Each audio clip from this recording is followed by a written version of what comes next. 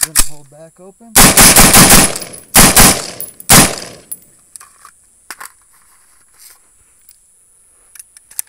Bolt didn't hold back again?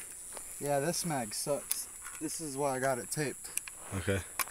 And then no Ranger plate on there. This one never holds open. This is probably my oldest mag though. So. Okay. But. So the lesson is get a fucking new mag.